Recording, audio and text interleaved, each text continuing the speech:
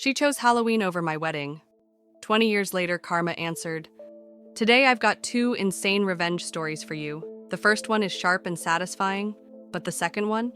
The second one is longer, way more interesting, and you don't want to miss how it ends. Let's get into it." It took 24 years, but trust me, patience really does pay off. This is a wedding revenge story. When I first got engaged, we were young, barely 20, but we thought we were mature enough.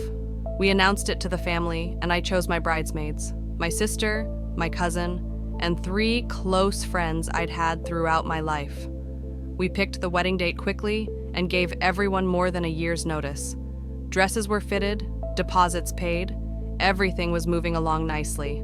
Fast forward to August, just 3 months before the big day.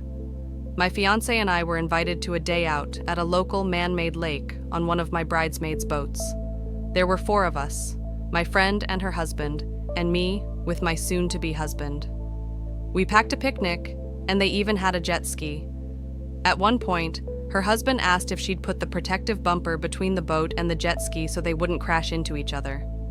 She brushed him off, saying, "Oh, it'll be fine." Spoiler, it wasn't. After lunch, we swam a bit, but when we came back, the boat was literally sinking. My fiancé, who by the way couldn't even swim, was left behind with nothing but a tiny plastic bucket, barely a gallon big, and told to bail out water under the scorching sun. He was out there for an hour, slipping on the ramp, while the boat kept taking on more and more water. In the end, no amount of bailing was going to save that vessel. We felt bad, so we even treated them to dinner afterwards, thinking it was just an unfortunate day. But then, 1 week before my wedding, this so-called friend bailed. Her excuse? "It's unfair you put your wedding on Halloween." I already spent $300 on costumes. Remember? She'd known the date for a whole year. The very next day, at the rehearsal, my mom pulled me aside with a letter she'd received. It was from my friend. The letter said I'd never own a house, never have a proper career, we'd be horrible parents, our marriage would never last. We were basically losers. To top it off, she enclosed a detailed bill for the boat damages, blaming my fiancé because he didn't bail the water properly, even though the entire mess was because she ignored her husband about the bumper in the first place. Now, fast forward 24 years. I was enjoying the holidays with my family when my brothers told me someone was outside asking for me. It was her. We hadn't spoken in over 2 decades. We caught up, very superficially, but here's the sweet part. Everything she said I'd never achieve, I did. I own a home. I have a master's degree and a solid career. I raised 3 kids, with my eldest graduating college 2 years early and already working as a teacher. Even though my marriage eventually ended, we lasted 18 years, and my ex and I still co-parent, like champs. She, on the other hand, divorced not long after my wedding, never got a degree, no real career. She looked rough, meth mouth, painfully thin, like addiction had taken its toll. I don't usually measure people's worth by education or career, but in this case, I couldn't help but feel a sense of satisfaction. Her cruel letter was wrong, and standing there, I knew I had made something of my life. All right, that was a wild one, but don't go anywhere, because the next story is even better. Let's jump into story number 2. Lying if I said it wasn't the most satisfying moment of my life. The aftermath. Gary spent a few nights in jail, then had to pay thousands in fines.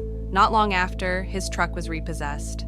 With mounting legal trouble and back taxes, he ended up selling the house and moving out within 6 months. The day the moving truck pulled away, Emily popped open a bottle of champagne. "To peaceful mornings," she toasted, clinking her glass against mine. Our new neighbors, a sweet retired couple who bake cookies for the whole street. It's like night and day. And me? I learned that sometimes, patience really is the best weapon. You don't always need fists or shouting matches. Sometimes you just need to let the system, and a little creativity, do the work for you. Step 1 was simple. I pulled the county's public property records. Turns out Gary hadn't paid his property taxes in 2 years. Strike 1. Step 2, I checked court records.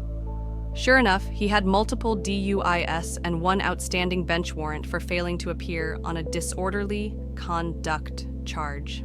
Strike 2. Step 3, I started paying attention to his daily habits. He'd drive his truck to a nearby mechanic shop where he worked off the books. I made a few anonymous phone calls to the IRS tip line about unreported income. Strike 3. But I wasn't done. The dominoes fall one. Chilly October morning, everything started happening at once. First, a county sheriff's deputy showed up to serve Gary papers about his unpaid property taxes. Emily and I pretended to rake leaves in the front yard while Gary cursed at the deputy. A week later, 2 men in suits knocked on his door, IRS investigators. They stayed inside for nearly an hour. When they left, Gary came out looking pale and rattled. Then, the kicker. One Saturday night, flashing blue lights filled the street. 2 cop cars pulled up, and Gary was handcuffed on his front lawn. Turns out that old bench warrant had finally caught up with him.